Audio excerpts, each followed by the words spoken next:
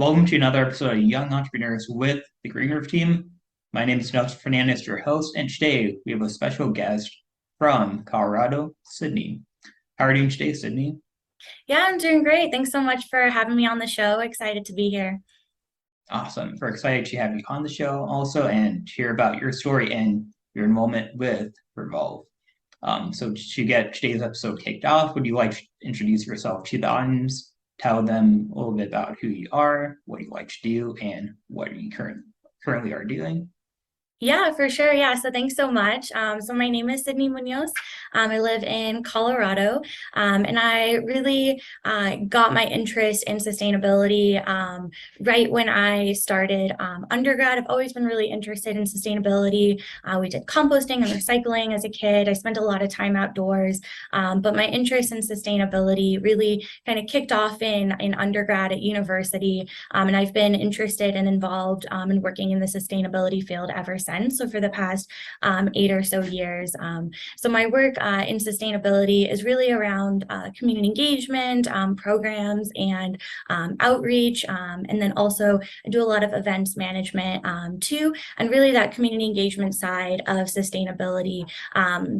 And in addition to kind of my passion for sustainability and my work, it's also a really big part of my life too. So I'm grateful to be able to do my life's passion in my job and also be able to live sustainability and sustainably in my personal life as well. And then additionally, I really just love spending time outdoors. And that's kind of really where my passion for sustainability and protecting our environment kind of happened. Love snowboarding, camping, just being outside and hiking. So that's kind of where my passion is when I need kind of that spark. I always take time to go outside and really see like why I'm doing this work. Awesome. I love it. Definitely nature environment. I can relate to that a lot when I was a kid, just being outside. So as you're growing up, did you ever like see or hear about different sustainability related mottos like recycling, being green, that ever resonated to you? Yeah, for sure. So we definitely recycled ever since I could remember, knew what to and what not to recycle. We recycled, separated our cans, brought them to the can recycling center every couple of months. And then we also did a lot of composting too growing up. So my mom's a big gardener. So we had our compost bin, and that's really where kind of took it a step further and learned about food waste and not wasting our food. And if there's anything left over that we couldn't eat, or kind of shells of eggs and different things like that, that would all go into the compost. And so learning about how that breaks down and then putting it into our soil in our garden, that was a really cool thing for me at an early age and something that I have in my home now too. Awesome. Cool. So now shifting gears from more of the waste side into the energy side, would you like to talk a bit about the American Solar Energy Society and then we can dive into RE-volv? Yeah, for sure. I've been, I'll talk a little bit about RE-volv first. So I've been with RE-volv for about a little under 2 years. And about 6 months ago, I was invited by the American Solar Energy Society to be a board member. So I started that board member position in January. It's a 3-year term. And really, the American Solar Energy Society, the abbreviation is ASES. It's been around since the 1950s, and it's a nonprofit that advocates for sustainable living and 100% renewable energy by sharing information, events, resources, and cultivating community and powering progress. So there's a lot of different programs that are offered through ASES. I'm really honored to be a part of their board, along with a number of other board members helping promote their work. And really what I do there, I serve on a couple of different committees, and I help co-lead their student chapter work with another one of the ASES employees.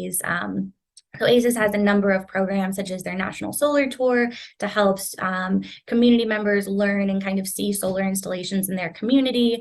They also have chapters, which is a really big part of their work. So getting involved in state chapters or chapters at university to really advance solar energy and have conversations about solar energy related to regional and university level is really a big part of their work as well. And they have conferences and webinars, and it's a really great community to kind of learn and to get involved in renewable energy. So I'm honored to be a part of that and to play a role in helping promote their work.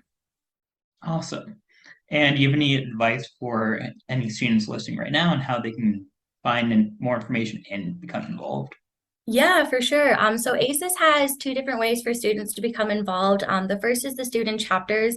So currently we have student chapters at more than a dozen universities across the country. And really what they do is that the student chapters help promote renewable energy. They do renewable energy projects either in their community, in their state, or in some of them are doing renewable energy projects internationally as well. So it's a great way for students who are interested in renewable energy and solar to really kind of find their group and get involved and do projects. So that's one way. If you're looking to get a little bit more involved, ASES does have student volunteer and internship opportunities, which are available on the website. Everything from helping with their programs and their conference to helping with finance and community engagement. So there's a lot of ways for students to get involved in ASES. So yeah, I'd say check out their website, ases.org, if you're interested in getting involved. Awesome. And for anyone listening, we'll have the links in this episode's description as well. Awesome. Cool. So now diving into RE-volv, would you like to talk a bit about your mission there and what you get to do? Yeah.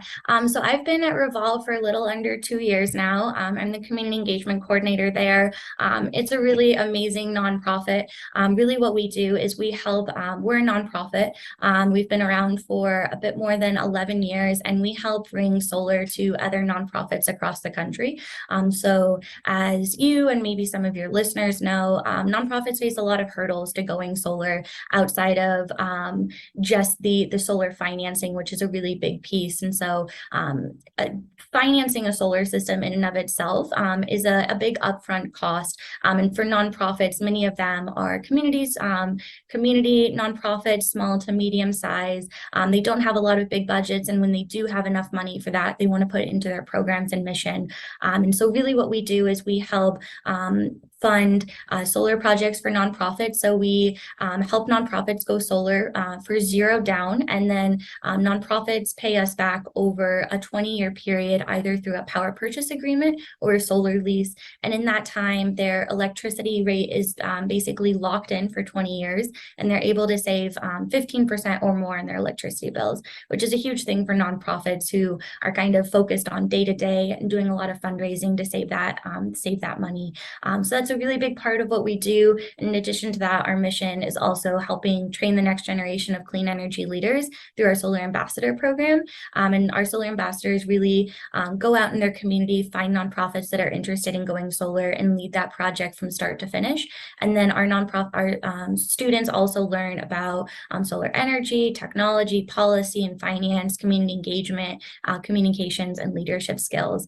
So that's really the two main programs of RE-volv. And then we are also really passionate about educating the community about going solar and encouraging the community to go solar or to advocate for clean energy policy in their community.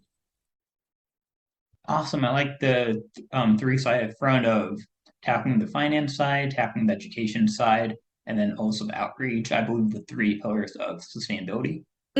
Yes, yeah. So we kind of have that well-rounded view. So we're really excited to, I think one big piece is that financial piece. That's a really big part of sustainability, and being able for nonprofits to have more stable electricity costs, especially as cost of energy is going up, especially in California. Energy is going up so much. And so for those nonprofits to kind of lock in those energy bills, it's a huge financial sustainability piece. And they're able to put that money back into their mission, back into their programs, which is something that is really exciting because we work with a lot of amazing nonprofits, everything from animal shelters to youth after school programs, to low-income housing. And so all of that savings that the nonprofit has is directly put back into their community, which is something that we really love about our mission. Awesome. And then in terms of scope of areas, do you guys focus in the Colorado western side of the U.S.? Yeah, that's a great question. So RE-volv is an entirely remote team. So I'm actually based in Colorado, but RE-volv is headquartered in San Francisco in California.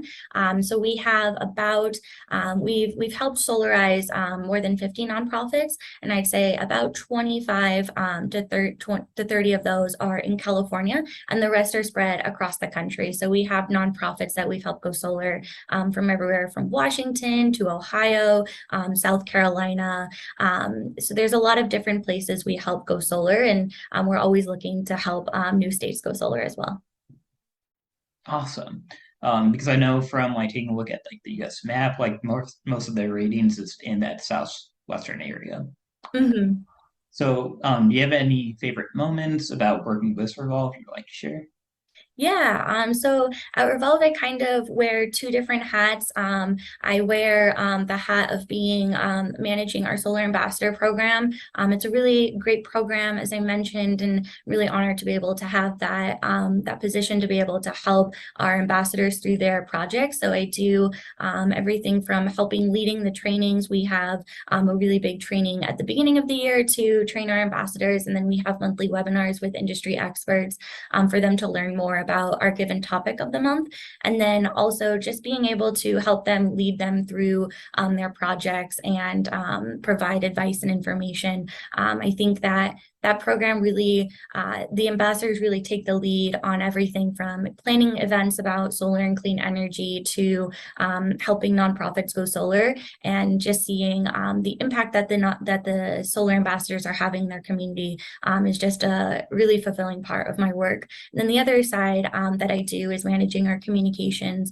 So everything from newsletter creation to all of our social media, created a 10-year impact report highlighting all of our stories from our nonprofits and our solar ambassadors. So really being able to tell the story and engaging our community, that's also really interesting and cool part of our work too. So like being able to kind of do those both sides and be able to work with the students and then work to help bring RE-volv and make RE-volv bigger and help people learn more about our mission and our work. Awesome to hear. So when the students and community get involved, what does that usually look like, aside from, say, webinars? For students to get involved in our work, our big way is through our Solar Ambassador program. It's a primarily program for college students, but we also have had students of all ages participate, as well as community members and retirees. So really what the Solar Ambassadors do is that they help reach out to a nonprofit in their community and really help them go solar. So they do everything from that initial outreach to educating the nonprofit about going solar. They collect their electricity bills for us to kind of build a solar proposal. And then from there, they meet with ourselves and the nonprofit and really walk through a solar proposal with the nonprofit, explaining kind of how much they'll be saving and kind of how the whole system works and our whole model works. And then from there, the students do a lot of community engagement work. So they work with the nonprofit, say if it's a youth after school program, they work with that nonprofit and really see how can we help best educate these students and this community. So some of our ambassadors have done educational workshops with students, and they've done sent emails to the nonprofit. They also host a ribbon cutting event, so they bring in guest speakers from the community and local elected officials to really talk about renewable energy and really help make a big splash. And really the whole purpose of this is to try to encourage other people to go solar. So at RE-volv, we help nonprofits go solar, and we're hoping that through that it will have a seeding effect. So the seeding effect for solar is basically, as if your neighbor goes solar, you're more likely to go solar yourself because you see it, you talk to your neighbors, you kind of learn a little bit more from that firsthand experience. And so at RE-volv, we're trying to take that and turn it into, if a nonprofit goes solar, a really big nonprofit in the community that's really focused on serving the community. If they go solar, how can it encourage so many other people to go solar and all the people that that community is supporting? So in Ohio, our University of Dayton Solar Ambassadors help bring solar to Oak Tree Corner. And it's an amazing nonprofit that helps children 3 through 18 who have lost someone important in their life. through that. And so the nonprofit is actually located on the busiest street in Dayton, and hundreds and thousands of cars go by there, and you can see the solar system right from the main street. And so being able to have that nonprofit that's a pillar in that community go solar, and everybody who passes by see that the project was also in the Dayton paper. And so being able for the solar ambassadors to kind of lead all these projects and to make that impact and hopefully help others go solar. That's a big purpose of their work. And then for community members to get involved, it's really, we have a lot of different ways. So they can take action with us through volunteering, just learning about our work and helping promote our work, and also learning about solar. We have a solar education center and a blog for people to learn more as well. And sometimes we have different events and webinars for people to get involved with as well. Cool. I love hearing about the students from Dayton being able to get hands-on this project and get it up and running and get all the great promotion for it. So if you had someone who never heard about solar, maybe never saw panels or an array before, how would you go about handling the conversation and be able to not only like convince them why solar is great, but help introduce them to the technology? Yeah, for sure. I think that's a great question. And so really introducing, that's really what our ambassadors do. So some of these nonprofits have never considered going solar before. Some of them have. And so kind of explaining the technology, we have a lot of different resources, but kind of how I would explain it, or how I'd encourage the students to explain it is kind of in a simple way. We put, what we do is we take the nonprofit's electricity bills, and we really see how much power is the nonprofit currently using. We take that out of a 12-month period. And then from there, we're able to see how big of a size of a solar system we should put on there. And then really kind of explaining that to the nonprofit would be, we're going to put solar on your roof, and that is going to, you're going to be making your own energy on your roof, which is first going to go into your home or into your nonprofit space. And that's going to help save money by offsetting the cost of electricity that you're using throughout the day. So the solar system is working and producing solar when the sun is out, and when the sun is not out, you're still grid tied. So a lot of our nonprofits kind of worry about, are they going to lose power at night, or what are they going to do at night? And so kind of explaining net metering in a way that in the daylight, you use that electricity in your nonprofit first. Any that is unused gets sent back to the grid, and it's credited if it is credited through the state, depending. There's a lot of different net metering laws. And then at nighttime, you can kind of pull those credits and help reduce your electricity bill that way. So I always say, one thing that is really interesting about clean energy is that so many Americans, I think is around 80% of Americans, are really for clean energy. It's kind of something that you don't see that in really anything on both sides of the aisle. And so it's something that people can get behind. And so also using kind of when you're explaining why going solar, I always say kind of first start with the electricity bill savings, but then also take a look at that nonprofit's mission. Many nonprofits say, if it's a nonprofit focused on youth, they have kind of a desire to want to build a future that is better for their students and for the youth. And so going solar kind of is one step in that, helping reduce emissions and doing their part to combat climate change. And so kind of taking their mission and seeing how can we incorporate sustainability and renewable energy and climate change into the values that nonprofit already has. So we can help them kind of see beyond the financial, what are some other impacts that that nonprofit is going to have from going solar. Awesome. And I like how you brought up their values and seeing how the educational side and the youth side aligns with them and how that connects to the solar side.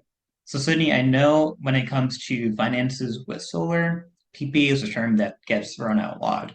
Could you break down what a PPA is? Yeah, so a PPA is a power purchase agreement, and it's really how our PPA works and how most PPAs work, or I'll kind of talk a little bit how ours works. And so really how Revolve's power purchase agreement works is that we help finance the nonprofit's solar system upright. And so through our system, we don't require that the nonprofit pay us any type of down payment. I'd say about a majority of them don't. They can provide a down payment, but that's really a big perk of going solar with us, is not having to, for a nonprofit, put that down payment. And so what happens is that once they sign into the contract, for the contract goes for a 20-year term. And in that contract, we basically spell out the cost of electricity that will be for from year 1 all the way to year 20.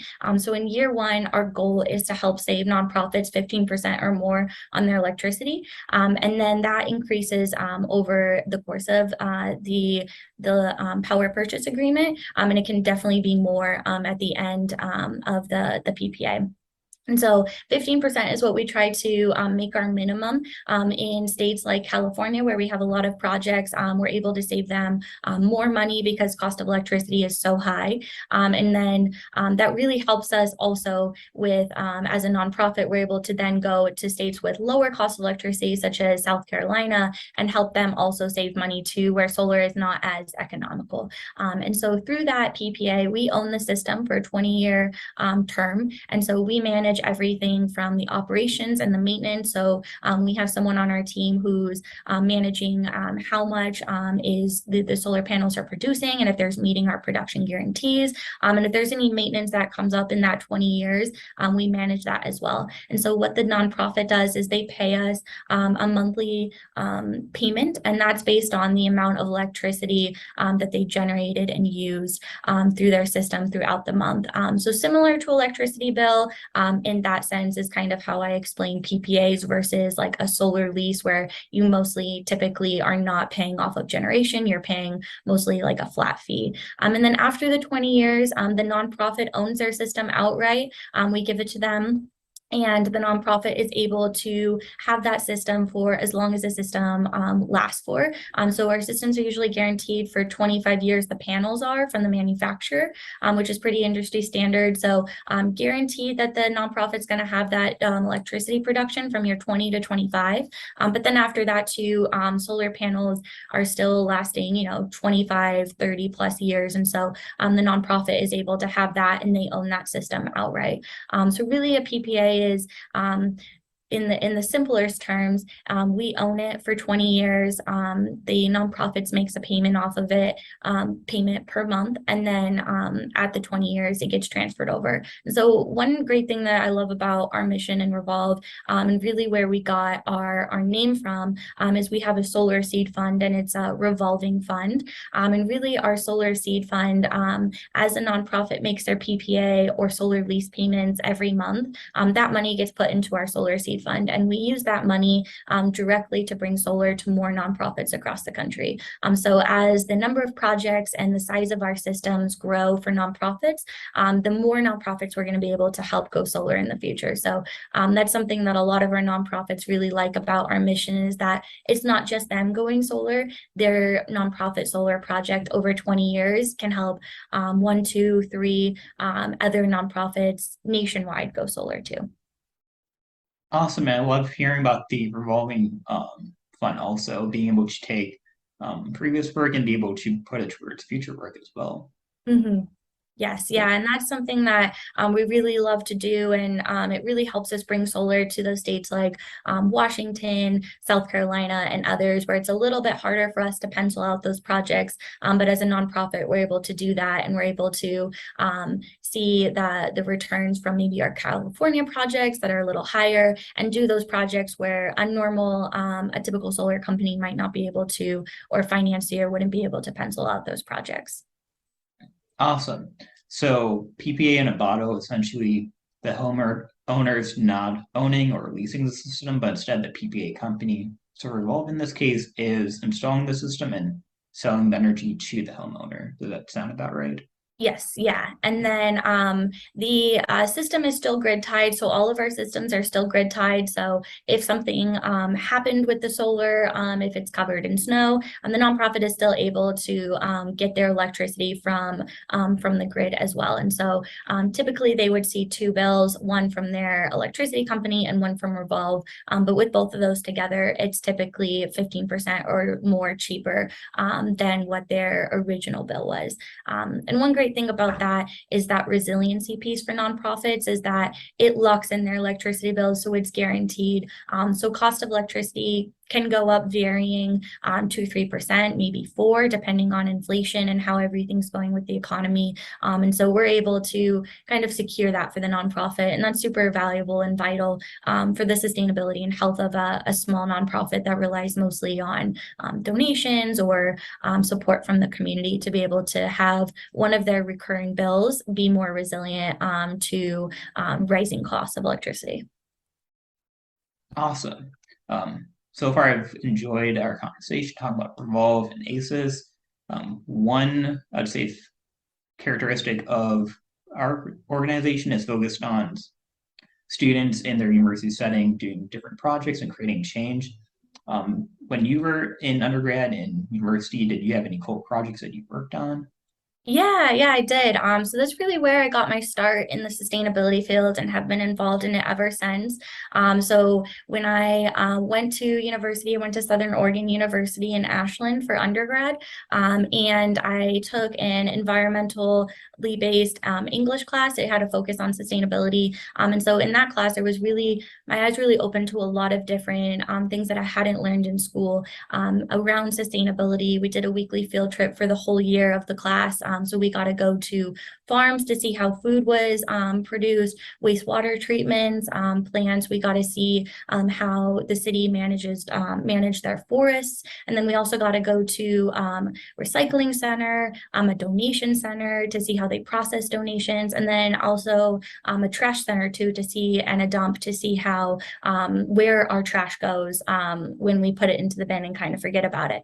And so that really inspired me. That class really inspired me, was a pivotal moment to get involved in sustainability.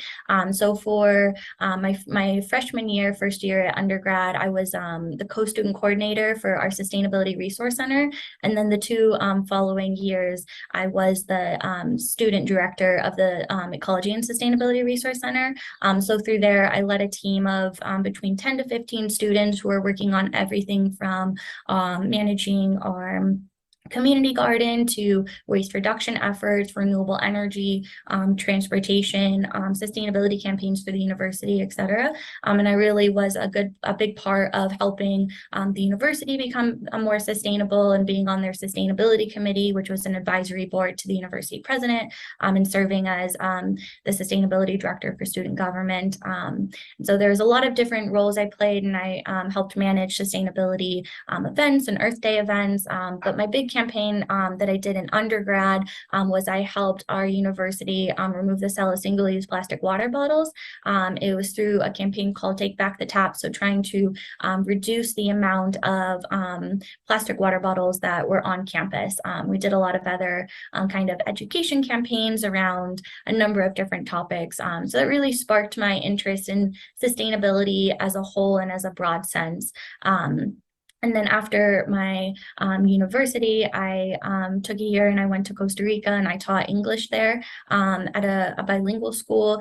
And then following that, I came back to the States and got my master's in sustainability leadership from Arizona State, and also worked at the Colorado Department of Transportation as the transportation demand management intern.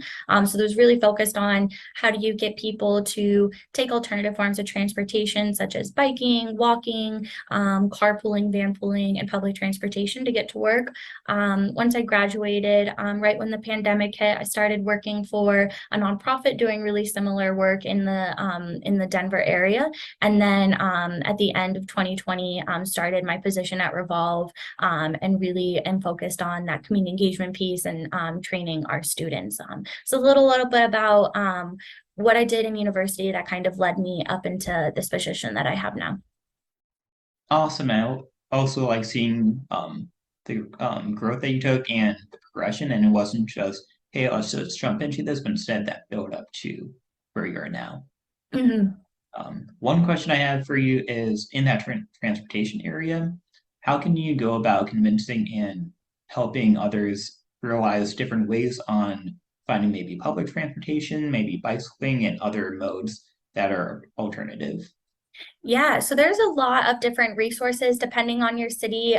There's a lot of different resources that cities have available to learn more about biking routes or transportation routes. Google Maps is a great way to kind of see where biking routes are located and where transportation routes are located. And I'd say one thing about alternative transportation and sustainable transportation is that it doesn't have to be zero or nothing. And so you don't have to either always drive in a car or always take public transportation or biking. You can do a mix. If going to work is really far away from you, maybe that your only option is to drive. But if there's a local supermarket or kind of your gym or other shops around that you can take biking or public transportation to, anything that you do kind of really makes a difference. So it doesn't have to be all or nothing. It can be a really good part of kind of how you think about transportation and doesn't always have to be in a single occupancy vehicle. And so kind of just thinking about different ways that you can kind of move around and what works best for you. I know in the United States, we have such a different transportation systems in each city. So sometimes alternative transportation, such as there's great biking paths in some cities, there's great transportation options in some cities, and maybe it's carpooling is another option for cities that don't have as great public transportation. So I'd always say kind of look at your options and see like what do I do on a daily or weekly basis that I could use an alternative form for. Awesome, cool. So as we come towards the end of today's episode, do you have any advice or anything you'd like to share with the audience?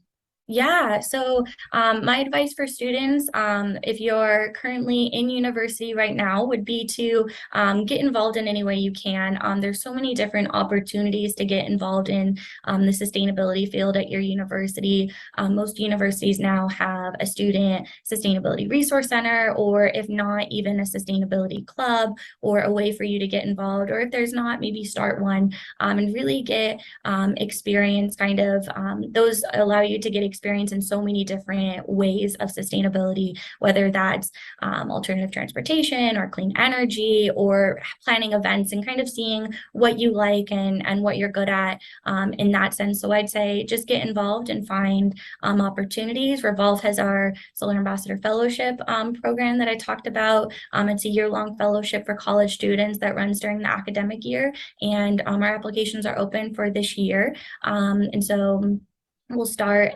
in the fall. So if any students are interested in that, we'll leave the link there. And then I'd also say if you're not in university, or maybe if you're just wanting to kind of expand your skills, I think there's so many different ways you can do that. You can do that through volunteering. One way that I expanded my skills in communications was I worked for a startup called Plastic Score, and I was their marketing consultant. So I managed all of their social media accounts and really built up an ambassador program there. I did that for a bit more than a year, right at the start of the pandemic. And that really helped me also have that experience in social media that helped me get my job at RE-volv as well. So I'd say kind of look for different ways to expand your skills in sustainability and renewable energy. There's so many different ways you can go. You can go the more technical side, you can go community engagement, events, advocacy. So kind of finding what you like and getting involved and volunteering and kind of getting into that next role. So that would be my advice that I'd have. Awesome, couldn't agree more. Sydney, thank you again for coming onto the show and sharing with us about ASES, about RE-volv, and about yourself. Yeah, thanks so much for having me. It's been a pleasure to talk with you, and thanks so much for inviting me on the show. Cool. And for everyone listening, we have all kinds of links in the description that you can check out. If you have any questions, definitely feel free to message us. And remember, everyone, stay sustainable.